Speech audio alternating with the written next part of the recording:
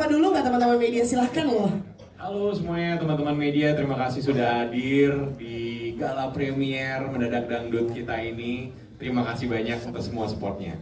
Wow, luar biasa Pak David dengan warna merahnya ya, aku langsung ceria sekali melihat Pak David hari ini. Tapi kalau Pak David, film Mendadak Dangdut ini kan akhirnya dirilis juga nih ya, nanti di tanggal 30 April dan akan disaksikan juga oleh seluruh masyarakat Indonesia. Bahkan teman-teman di sini dapat privilege nih, udah menyaksikan lebih dulu. Tadi aku udah dengar banget ketawa-ketawanya teman-teman di sini, momen harunya di akhir-akhir filmnya. Nah kalau dari Pak David sendiri gimana nih rasa excitement yang dirasakan di dalam diri Pak David?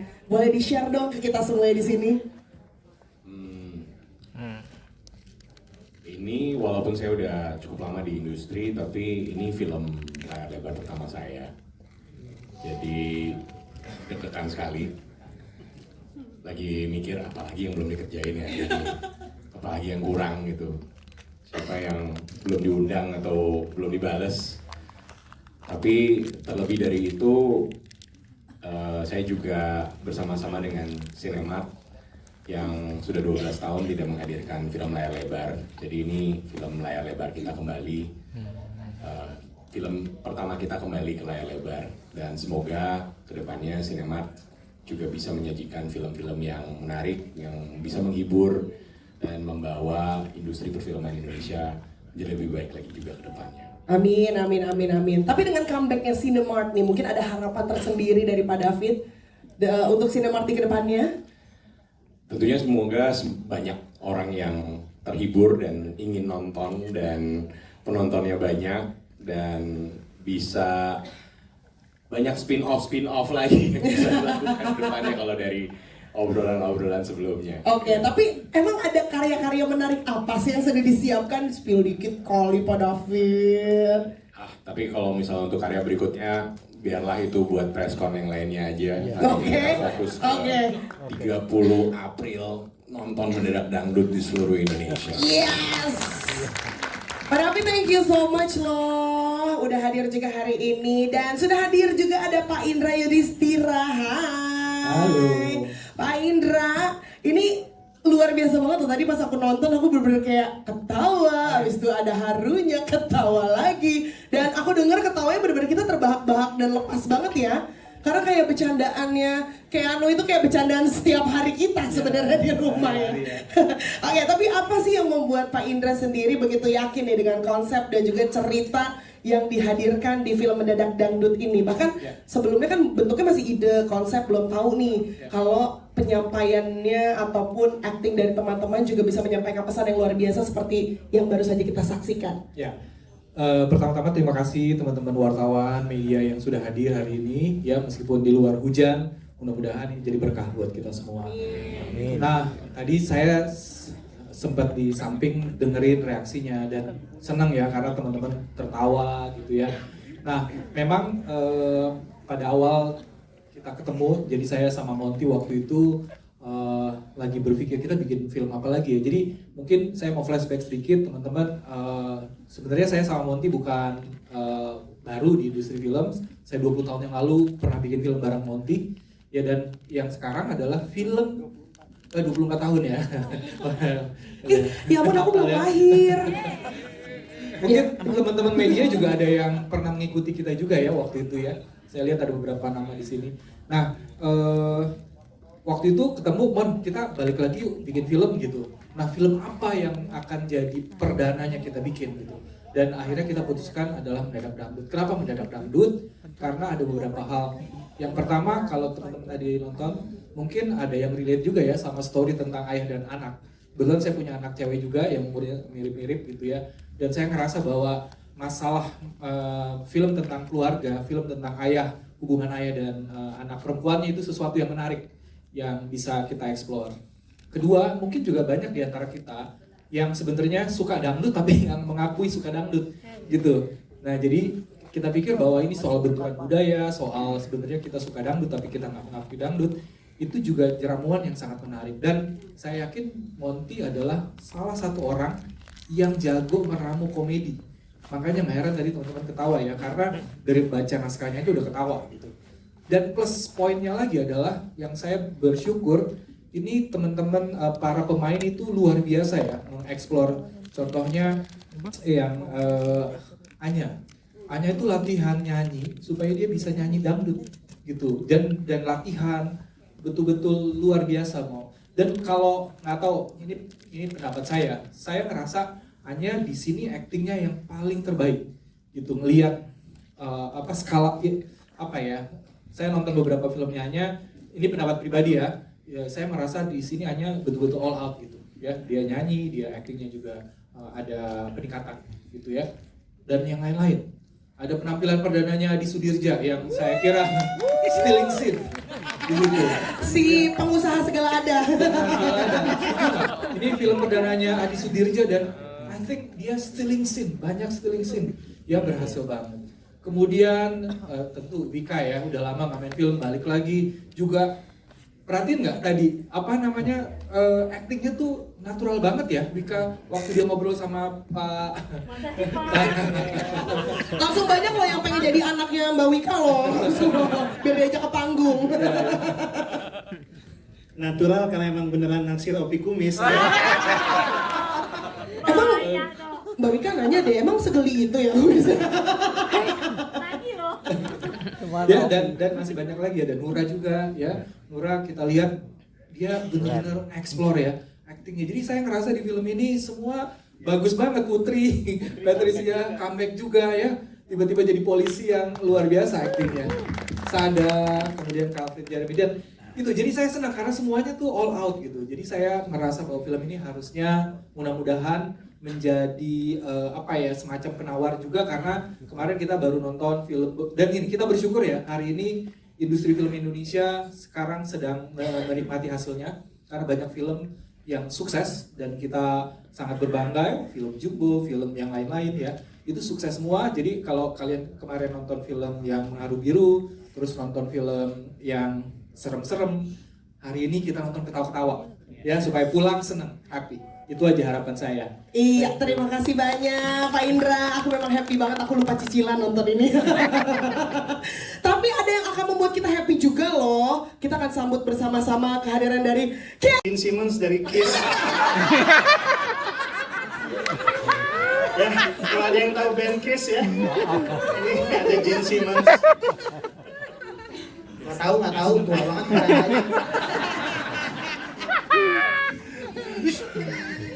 Oke, thank you semuanya ya, untuk bagaimana tadi meramu dangdut ini ya untuk menjadi tontonan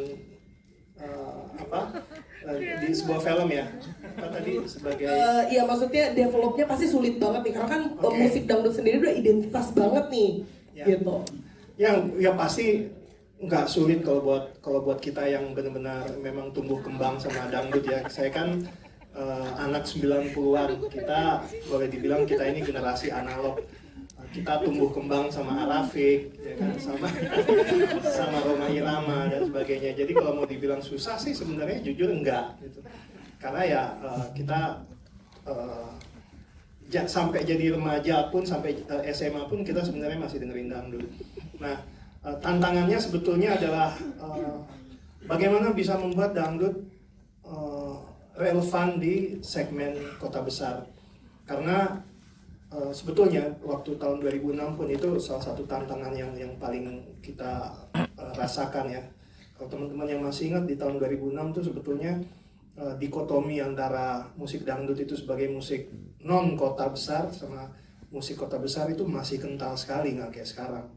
Jadi itu tantangan itu kita bisa jawab alhamdulillah dengan film sebelumnya gitu. Makanya justru sekarang saya melihat bahwa ketika dangdut 13 tahun setelah itu, bahkan sekarang udah merambah ke festival-festival musik ibu kota ya, yang anak-anak muda juga senang, koplo dan sebagainya.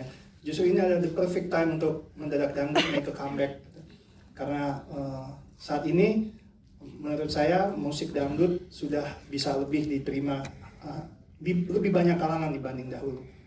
Oke, tapi mantap banget sih. Aku tadi mencoba kayak nyari-nyari apa ya jalan ceritanya yang sedikit berbeda. Oh, ternyata pemeran utamanya punya adik di film yang ini. Terus ada sedikit drama tentang ayahnya ya, merawat ayah dan segala macamnya. Sama aku ngerasanya kayak lebih banyak poin-poin ketawanya kalau di film Mendadak Dangdut yang tahun 2025 ini. Nah, gimana sih kenapa Mas Monty akhirnya menambahkan poin-poin itu yang mungkin tadinya kita waktu nginget yang 2006 kayaknya nggak kayak gini nih gitu. Terus ada sesuatu yang baru gitu.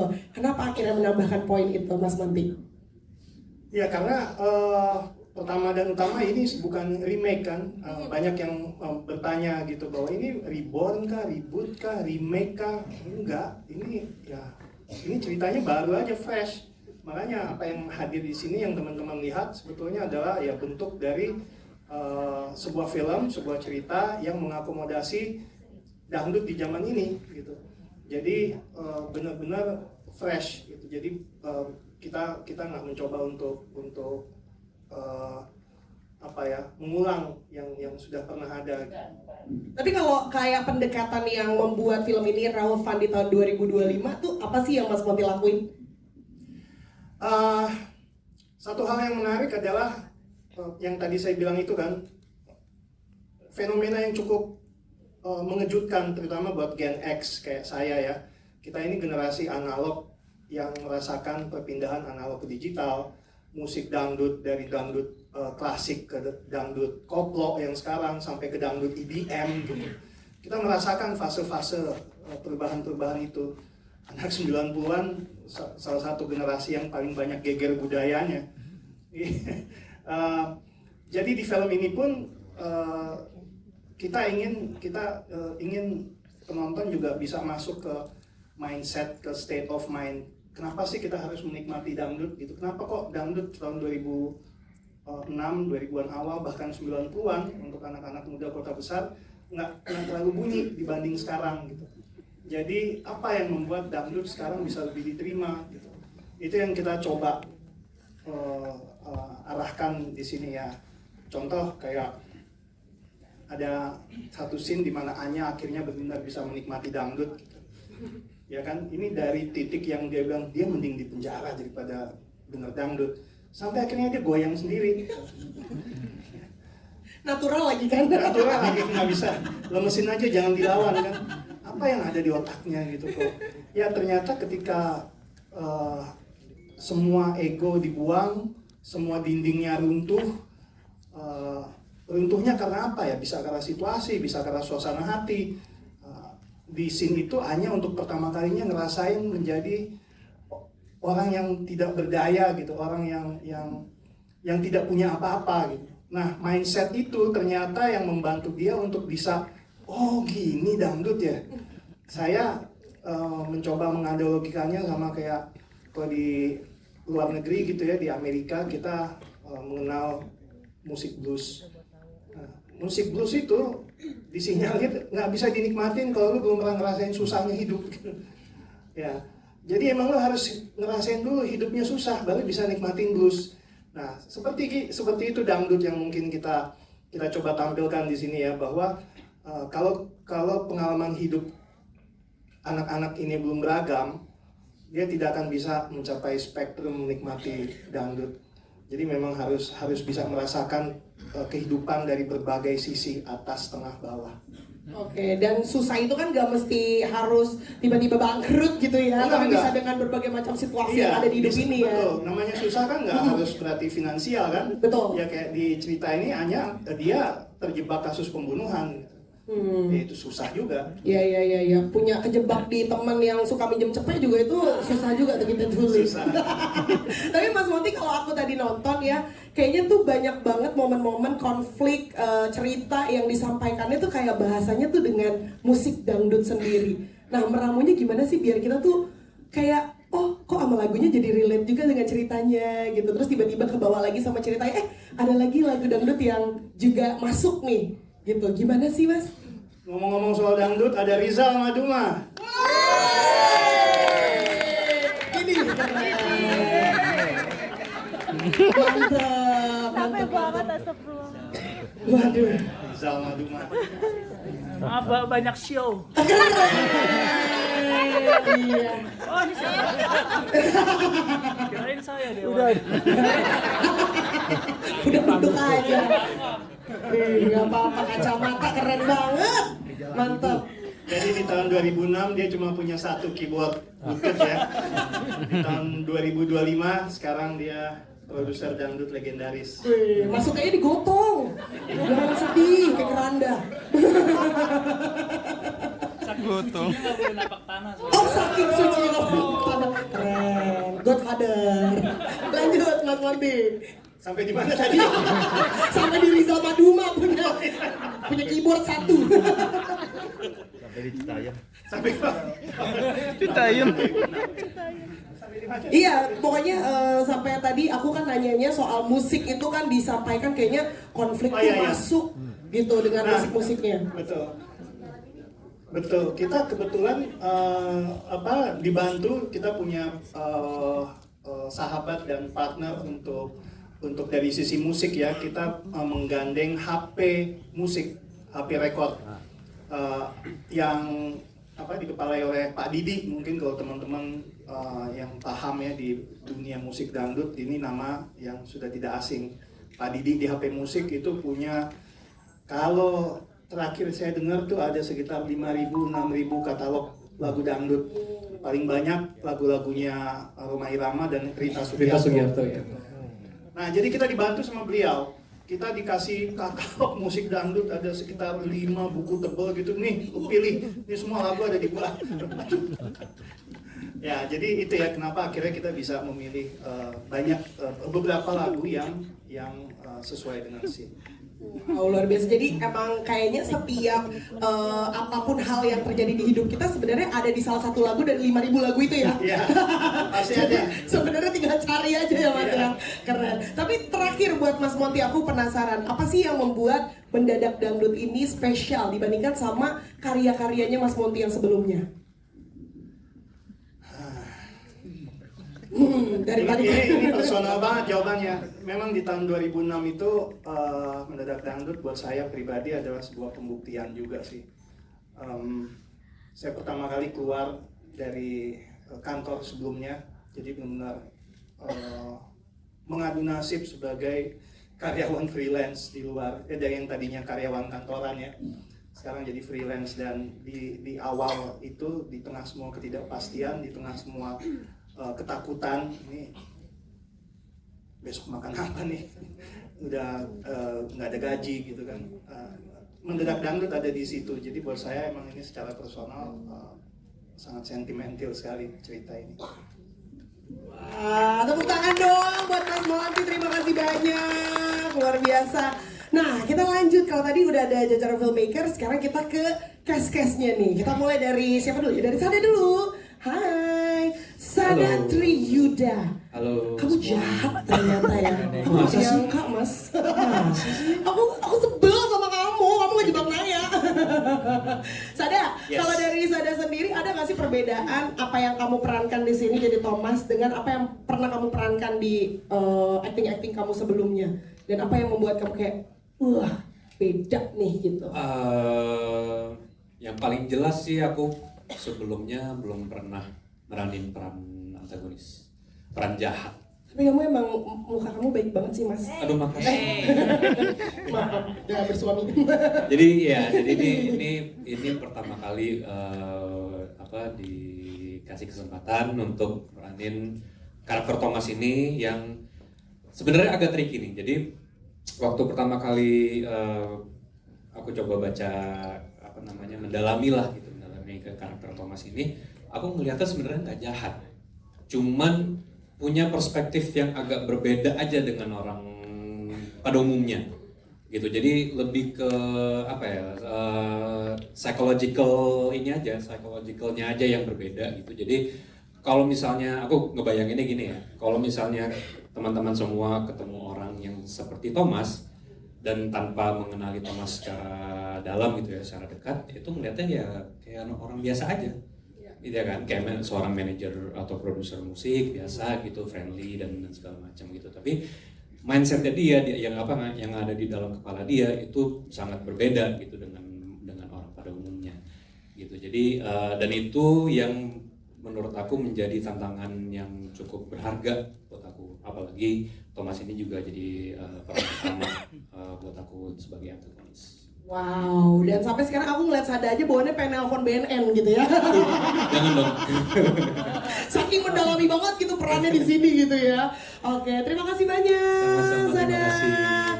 Oke, tepuk tangan boleh. Kita berlanjut, ada Calvin Jeremy. Hai. Insya Allah umur panjang ya walaupun di film ini kan. Sian banget nih, Matthew.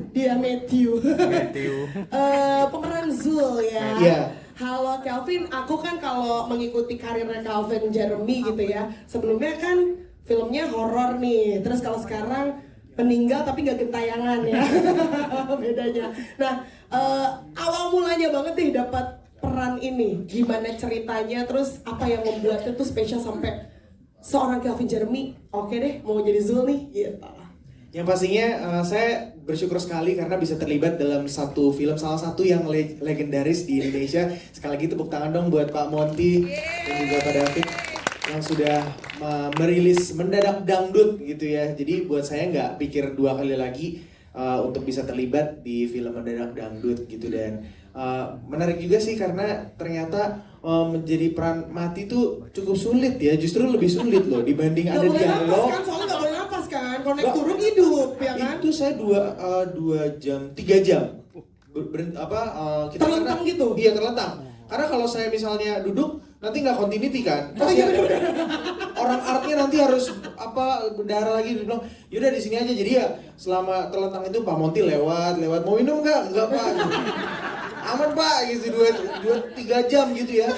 Terus nggak boleh napas saya. Jadi kalau misalnya napas Pak Monty lihat, napas. Perutnya naik turun. Turun. Katanya aktor. Ayo nggak bercanda. Tapi luar biasa banget lah gitu. Jadi saya merasa bahwa ya 4-5 hari syuting karena mungkin Zul juga secara kalau misalnya secara teknis scene-nya nggak terlalu banyak, tapi ini jadi pengalaman yang luar biasa banget. Jadi buat saya begitu di Call Mami Ivo ada Mendadak Dangdut nih, oke gas. Pertamanya saya tuh ini gaffer. Jadi ternyata ada peran kan, jadi ya. Mantap. Nggak lucu ya. Enggak, tapi nggak apa-apa, usaha. Nah pokoknya intinya ya senang banget bisa terlibat di Mendadak Dangdut ini. Semoga ini bisa menjadi box office juga, menjadi salah satu film terlaris di Indonesia ya. Wow, amin. Tapi emang tadi pas Calvin keluar sih aku yakin kayak Calvin baik nih, siapa yang jahat nih ya gitu. Karena kamu auranya manis banget kan ya. Makasih ya. Cepet Calvin. Iya. Nomor rekening masih sama ya. Terima Chris. Oke. Baik, terima kasih banyak Calvin Jeremy. Lanjut lagi ada Kak Putri Patricia. Pemeran Risa. Hai, kompol kita. Hormat dulu ya. Kalau ini bukan Politron ya. Enggak ya. Polela asli ya. Kak, gimana sih Kak menjadi kompol di sini membawahi AKP, sorry. AKBP. Kapten. AKBP. Iya itu. Itu polisi lah pokoknya. Ya pokoknya polela lah ya intinya. Polisi. Nah, itu ada pendalaman sendiri nggak sih Kak? Karena kan Kakak tuh dapat banget tadi wibawanya sampai dijemput aja aku kayak enak aja bisa membuat bos gue gitu ya kan. Nggak, masalahnya gini, kita tuh belum nonton. Jadi kayaknya deg-degan gitu, pengen tahu kayak Bagus, apa bagus. sih gitu ya. Oh, alhamdulillah, dapat ya. Dapat. Polisi. Dapat Tenang, repeat order neng tenang. Karena dari tadi gue deg-degan. Sumpah demi Tuhan yang ada, aduh ini kayak apa, pada suka apa enggak, cocok apa enggak, dapat apa enggak gitu. Cocok kan teman-teman? Cocok. Jadi gimana, ada pendalaman karakter tersendiri nggak biar wibawanya tuh dapat banget loh tadi? Gini, ini sebelumnya sih yang pasti mau terima kasih kepada Monty, Pak Monty, Pak Indra, dan juga Pak David. Karena di judul inilah aku tuh bisa keluar dari kotak gitu kan, bisa memerankan sesuatu yang berbeda daripada sebelumnya gitu. Jadi kalau misalnya kembali ditanya gimana sih cara untuk pendalaman sebagai seorang polisi, nah ini tuh saya beruntung ya karena di kompleks perumahan itu banyak yang tinggal polisi. Gitu. Jadi risetnya dari tetangga pas lagi nyiram ya. Iya ember gitu kan, jadi kalau misalnya depan rumah, Iya, misalnya pas lagi lari pagi gitu kan, pagi pak, pagi. Gitu. Jadi oh gini caranya, jadi cukup tegas gitu kan jawabnya. Jadi ya lumayan sih, risetnya nggak perlu harus jauh-jauh, cukup sekeliling pagi-pagi, bangun pagi mereka lari, nah gue tontonin aja udah mereka, tinggal bilang selamat pagi pak, sore pak gitu. Jadi ya itu paling cuman kemarin yang mesti harus agak usaha adalah kan tadi kelihatannya kalau ngambil pistol pakai holsternya itu kan ya. Dan kebetulan kakak saya itu punya bisnis memang bikin holster gitu, cuman holsternya tuh berbeda dengan yang dipakai waktu kita syuting. Jadi yang untuk syuting kan untuk demi keamanan ya, jadi mereka tuh ada kayak kunci khusus. Nah itu saya nggak biasa gitu, jadi sepanjang waktu lagi syuting saya pakai tuh equipment belt, terus saya kayak gimana caranya pokoknya supaya cepat gitu, karena kan kalau misalnya saya bisa satu kali dan itu langsung dapat kan lebih bagus untuk kita semua gitu kan. Jadi waktu lagi di lokasi terus tuh kayak cekak gitu, jadi kayak usaha gitu. Jadi ya di situ sih untuk yang belajar lumayan tantangan gitu, karena kalau holster yang kakak bikin cepet aja gitu keluarnya. Wih, jangan-jangan abis ini namanya Kak Putri jadi Putri tembak tembak dor tembak gitu. Karena kan pistol mulu ya Kak, mantap. Tapi kalau ditembak diterima nggak Kak? Tergantung siapa dulu. Siapa dulu ya. Oke, Kak Putri thank you so much. Thank you. Tepuk tangan dong buat Kak Putri. Tapi aku juga mau minta tepuk tangan dong dari teman-teman di sini karena sudah hadir kembaran saya Anya Geraldine. Masya Allah, tabarakallah. Lucu banget nih. Aduh, kalau saya yang pakai pita ulang tahun jadinya. Ini apa? Biasa lagi belanja-belanjanya. Gila mah udah nggak keliling aja gue. Gue ngeliat Keanu bawaannya pengen nyatuk aja dari tadi. Oke, tapi lanjut lagi kita ke Mas Rizal Maduma. Assalamualaikum. Mas Rizal Sono, kabar baik Mas? Baik dong. Ih, keren Apa kabar banget. semuanya? Baik. Senang banget. Mas, ini tadi wah keren banget sih. Maksudnya perjalanannya dari 2006 yang kayak ya cuman hamba Allah kan di 2006 kan waktu itu dengan berbekal satu keyboard. Terus sekarang iya kan dulu hamba Allah aja gitu Itu biasa. lagi susah-susahnya. Iya, tapi kan dengan meniti karir akhirnya jadi Rizal Maduma dengan tadi artisnya siapa aja nama-namanya Mas? Oh banyak. Namanya Lupa susah-susah saya, ya. banyak banget.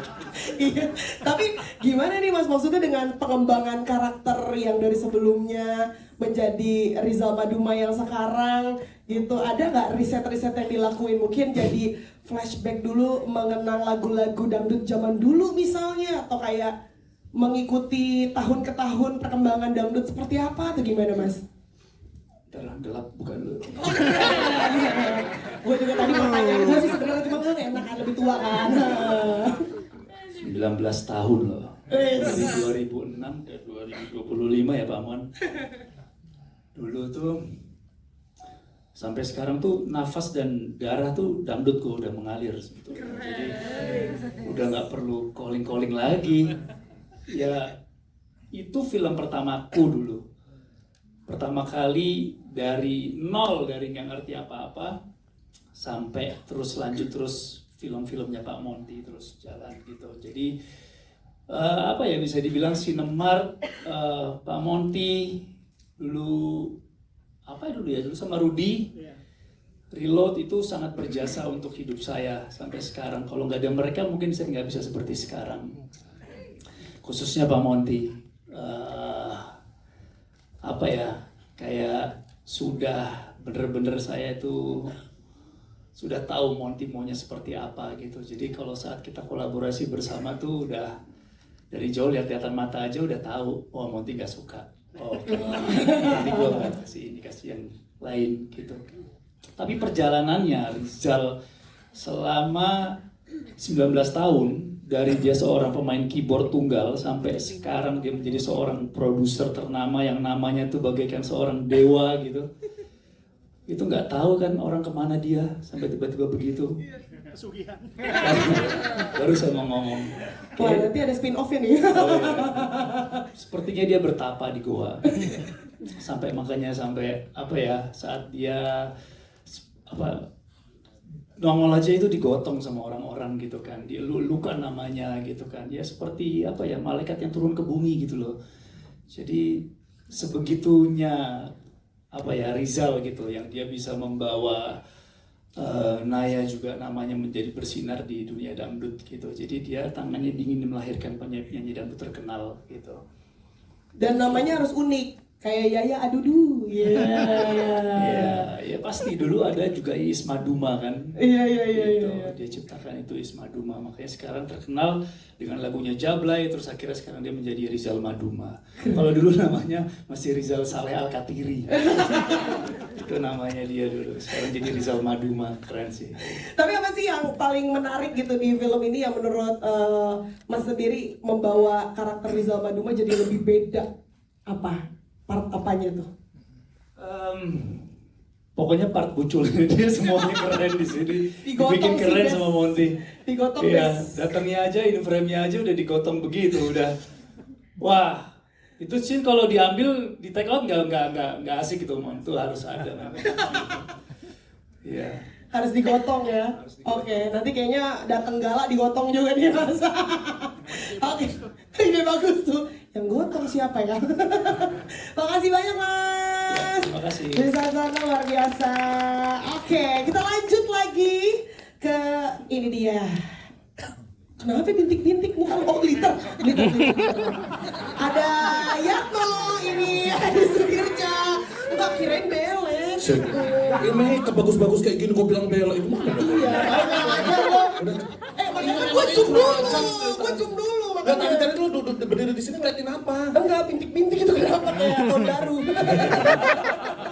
Hai. Halo. Gimana nih pengusaha serba ada nih kalau tahu nih. Udah kaya apa belum nih? Udah kaya lah. Udah kaya, bisa dalemin sumur tadi, perpanjang STNK juga bisa ya? Bisa semuanya bisa Yatno nih mau apa kau? Semua bisa. Iya, datengin politronnya bisa dia. Polisi sinetron. Tapi waktu baca skripnya ada bayangan nggak sih penyampaian yang kamu sampaikan tuh bisa sampai selucu tadi loh? Iya lucu. Iya. Ya lucu teman-teman. Lucu kan? Oh Iya ya. lucu lah. Pengen dibawa. Jadi pertama kali baca skripnya tuh kok masih ingat waktu itu di kantor Sirebakna dikasih skripnya sedikit dan itu di situ aku bisa ketawa sendiri loh. Kok kayak aku ya gitu. Kok ya tadi kok kayak aku gitu. Tapi mungkin aku yang udah levelnya itu udah nauzubillah min dzalik gitu lah. Pokoknya bukan Adi Sudija yang kayak gini tapi lebih parah lagi gitu. Terus ya udah casting dan jadi. Akhirnya sampailah ke titik ini. Sampai gitu ke titik ya. ini. Cuman aku mikir kayak gini, Yatno ini bisa semuanya. Dia nggak punya anak, nggak punya istri. Terus dia bisa paes pengantin, pasang susu. Pasang susu benar segala tadi, macam. punya kontrakan. Bagus, punya kontrakan, punya reparasi. Penasaran dia belakangnya dulu itu seperti apa gitu. Nah, orang itu. penting kayaknya nih Yatno nih sebenarnya ya. Iya kalau Bencong Salon mau bilang apa? Astagfirullahaladzim. Dan aku tuh mikirnya gitu, ini apa gitu dan Pak Motu juga nggak ngasih tahu ini dulunya siapa. Tapi akhirnya ya aku tarik-tarik ke belakang, coba-coba digali-gali biar enak kan kita mainnya. Akhirnya ya kayaknya iya deh kayaknya orang-orang yang dulunya itu agak ya kan. Nah terus tapi dia udah mau uzur kan jadi tobat. Iya. Dia mikirnya kayak gitu Pak Indra. Ya kan gitu dulu rambutnya panjang kan udah digunting sekarang. Kan dia bisa mangkas, bisa salon, bisa segala macam. Bener. Paes pengantin di garis bawah itu udah itu deh. Sulam alis bisa juga Nggak loh. mungkin laki-laki normal bisa sulam alis. Gak simetris sih. Nggak simetris gitu. Mau pakai katanya pakai apa namanya? Apa itu kalau bangunan? Pondasi. Bukan. Apa? Tiang. Bukan itu berantakan itu. Waterpass. Nah, gitu. Tetap nggak lurus kalau laki-laki yang buat tapi kalau ya tuh lucu. Oh. Padahal kelihatannya manly banget loh. Medley dari mana? Gitu. Ini minus rambut aja kalau pakai rambut mirip kayak anu juga. Iya, bener.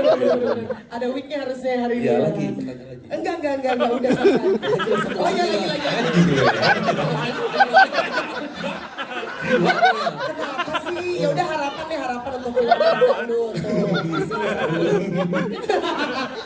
Jangan ketawa jawab. Gak apa-apa. Oh Jadi tadi hujan, terus macet di mana-mana, terus aku gini, aku ini kan Pisces ya, Pisces ini kan karma ya mulutnya ya, mudah-mudahan ya. Siapa yang Pisces? Sama kan, dia kan kalau ngomong jadi langsung yang terjadi gak sih? Serem juga dulu ya. Kalau lagi ngobrol ini. Asik banget teman arisan. Nah, terus aku gini, mudah-mudahan penontonnya sebanyak air hujan ini ya gitu. Amin. Karena lebat gitu. Amin, tepuk tangan yuk, boleh yuk. Jangan males. Gitu.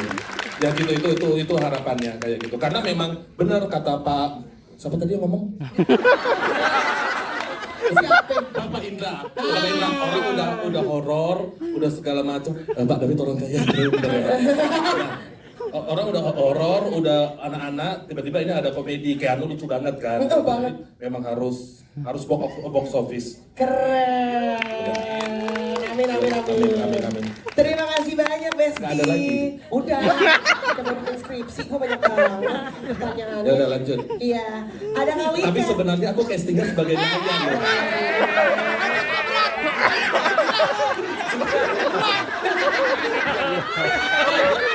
Konsep Keanu di tenggorokan tuh. Ada Kak Wika Salim.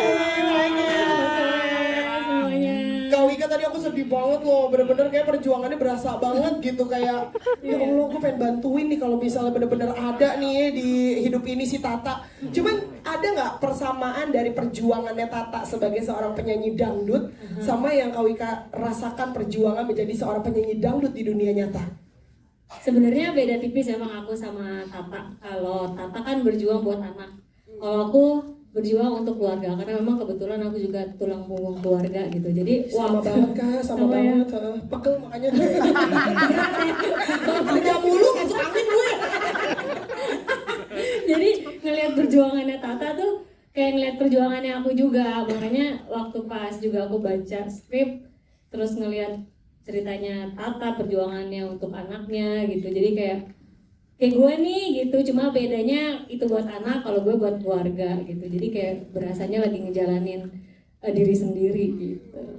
Wow, luar biasa, mantap sekali. Harapannya dong buat film ini apa?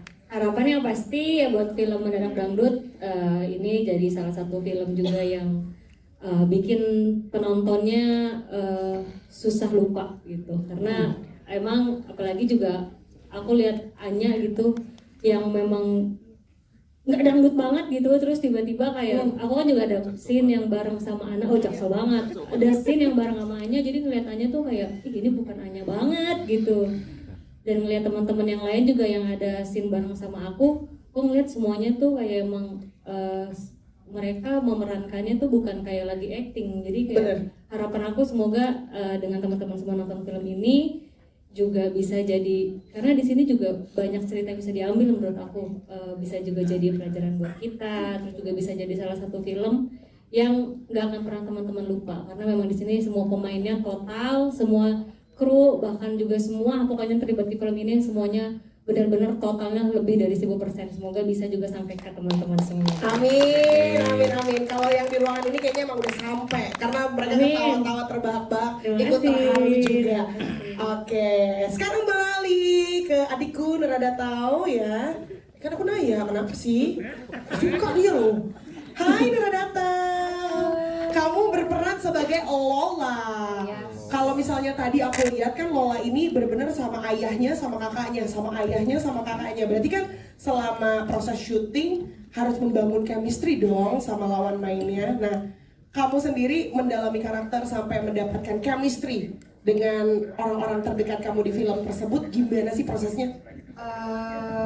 Kayak yang aku udah bilang kemarin, sebenarnya kita banyak ngobrol di di pre-produksinya, kita di readingnya emang udah matang banget, banyak ngobrol tentang backstory karakter kita. Udah Pak Monty bener-bener bikin backstory karakter yang bikin aku bisa relate banget sama karakter Lola, walaupun sebenarnya karakter Lola tuh jauh banget dari aku personally.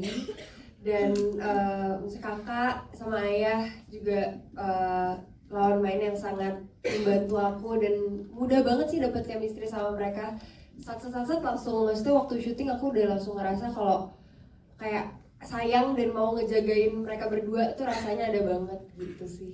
Mudah sekali. Mudah sekali ya. Tapi part mana sih yang jadi favoritnya kamu banget yang menurut kamu kayak chemistry lagi dapet banget nih?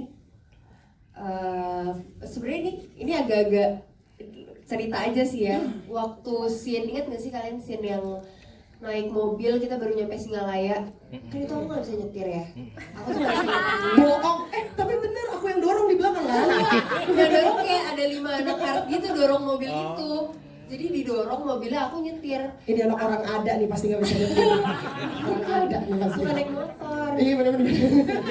Terus udah gitu, aku naik mobil, set didorong, tiba-tiba di depan nih ada orang joget-joget nih, joget, ada bapak-bapak satu nggak minggir, gue udah lewat, panik kan nggak biasa nyetir mobil, panik yang ngerem Pak Jos yang ngerem, jadi dia lagi acting Alzheimer dia ambil.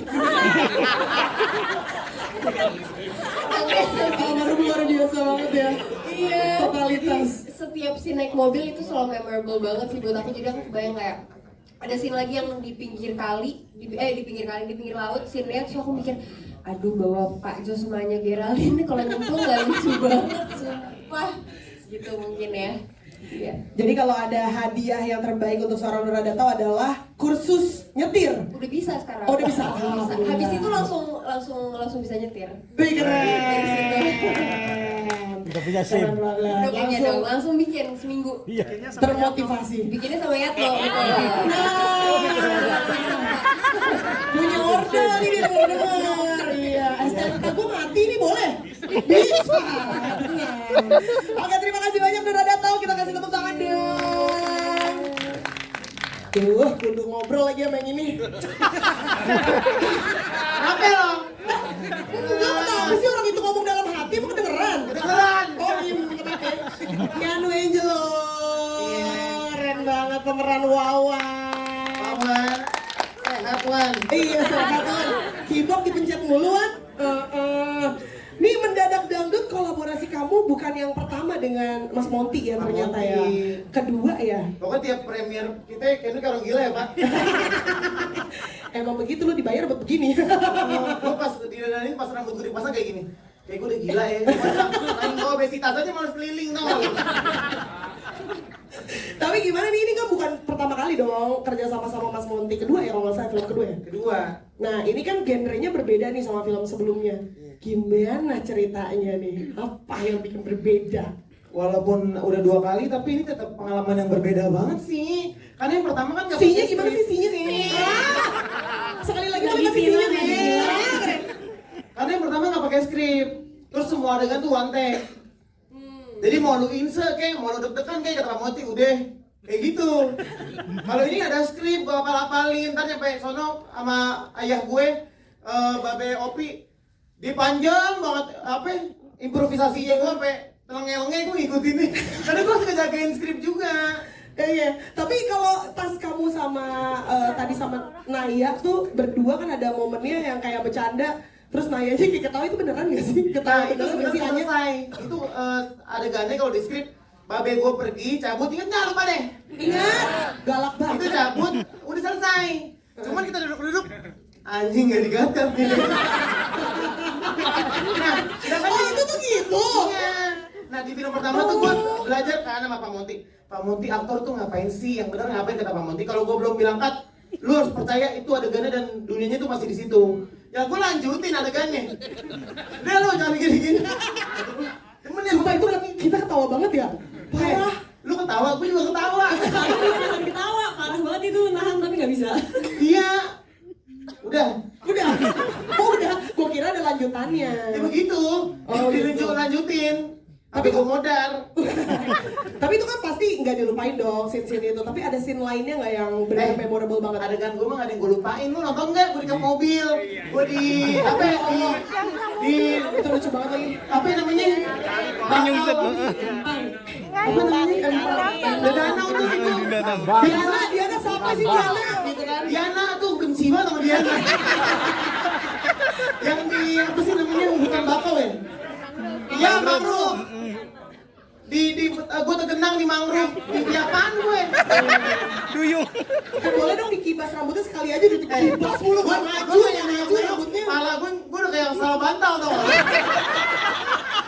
Berat banget ya kamera film pala gue. Bener gue di hutan bakau itu. Banyak gue nggak ada yang gue lupain. Padahal kan gue.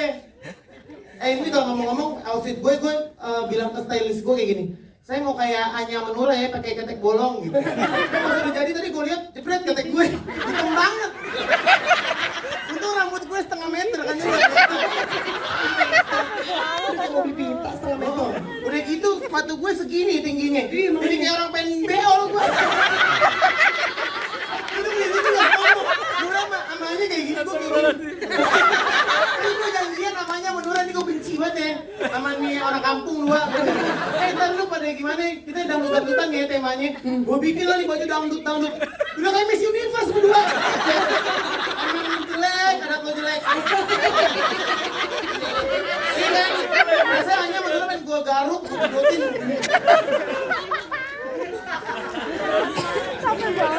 Emosi. Ya udah, capek-capek ini rambut gue. Emosi. Nih kalau tadi buat turap, berarti kan les nyetir, hadiahnya kalau dikit tensi dah hadiahnya. Parah mulu gue liat. Iya, ada lagi yang mau sampein?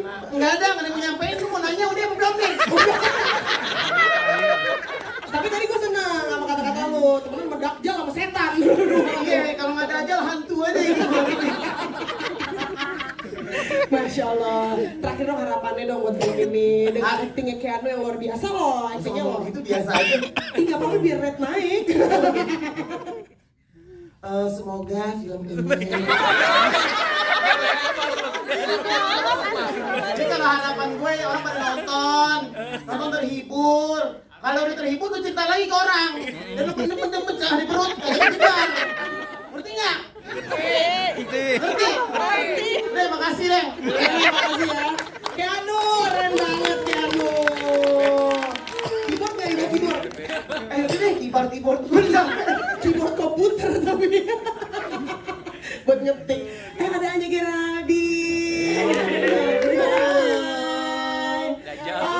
Anya, kamu kan di sini Naya kayaknya benar-benar ngambil perhatian kita banget ketika kita nonton ini tadi. Walaupun para cast belum pada nonton katanya ya. Cuma tadi kita udah nonton duluan dan gila banget menurut aku kayak gila, ngerti gak sih ngeliat Anya tuh jaksel, paham gak? Tapi di sini gue ngeliat lo dangdut men. Keren men, tepuk tangan dong. Dangdutnya dapat banget loh. Tapi gimana nih, apa yang mau disampaikan melalui karakter ini buat teman-teman dan masyarakat di seluruh Indonesia? Berat ya pertanyaan gue. Berat banget. Ini lagi mikir apa yang mau disampaikan ke orang-orang lewat karakter yang aku mainin ini. Mungkin kalau secara personal, apa yang mau aku sampaikan tuh kayak gini, aku udah dikasih kesempatan sama Pak Monty, sama Cinemark, sama semuanya udah dikasih kesempatan dan kepercayaan untuk memerankan peran Naya yang mungkin challenging buat aku as Anya nih gitu. Di situ aku harus belajar nyanyi, habis itu juga nyanyi dangdut, ada juga joget-jogetnya, dan juga kalau bisa dibilang tadi kan kalian semua udah nonton range actingnya itu juga nggak gampang gitu ya. Jadi menurut aku secara personally aku ternyata bisa dan itu cukup buat aku gitu, dan maksudnya untuk yang lain juga kalau misalnya kalian ada tantangan di pekerjaan atau apapun itu kalian tuh pasti sebenarnya bisa kok. Kalau enjoy ngelakuinnya. Nah, gitu. yang penting dicari dulu enjoynya. Enjoy pas ngelakuinnya, jangan dibawa beban, bawa fun aja, terus kayak percaya sama diri sendiri bisa, itu pasti bisa. Karena jujur pas syuting itu sama semuanya bener-bener enjoy banget. Beneran kayak nggak syuting kayak, kita main-main nih lah. Makanya bisa dapet scene yang bener-bener natural banget tuh tadi ya. Iya, seru, jadi seru banget. Jadi ya mungkin kalau dari aku itu. Kalau buat Anya ya. Oke, tapi kalau yang paling menantang seorang Anya Geraldine, scene yang mana sih atau mungkin ada lagu yang mana yang susah banget nih gue bawainnya? Lagu yang mana ya? Kayaknya lagu yang duet sama Keanu itu deh. Pak Monty ingat gak sih? Terlanjur basah sama terlanjur ngondeknya. Sama terlanjur gila kali. Iya. Kasih susah banget. Iya, jadi ada terlanjur basah itu kan judulnya. Terus dia tuh range vokalnya semana, terus aku harus masuk juga di situ yang jadi aku harus ninggiin suara aku. Aku kira awalnya wah ini nggak bisa nih. Terus kata Pak Monty malah kayak apa orang India ya apa yang itu lagunya. Ya, di situ kalau teman-teman ingat ya lagu Terlanjur Basah itu kan suaranya Anya tinggi banget tuh. Saya justru bilang ini saya kayak dengar suaranya almarhumah Elia Kadam.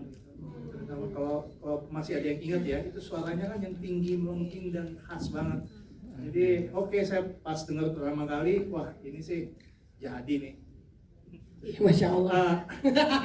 Intinya ya lemesin aja, jangan dilawan. Nah, Tadi sih lemesin aja. Iya, hentakannya udah dapet banget tuh hentakannya gitu teman-teman. Tapi tadi kalau lihat kan kita sampai kredit title tuh tadi di lagu-lagunya juga semua beneran nama mereka loh. Jadi mereka yang menyanyikan bener-bener lagu-lagu yang kita dengarkan tadi. Tepuk tangan dong. Anya, Keanu sama Kak Wika tuh tadi ya, keren. Oke, terima kasih banyak seluruh cast dan juga jajaran filmmaker. Sekarang waktunya mungkin kalau teman-teman di sini ada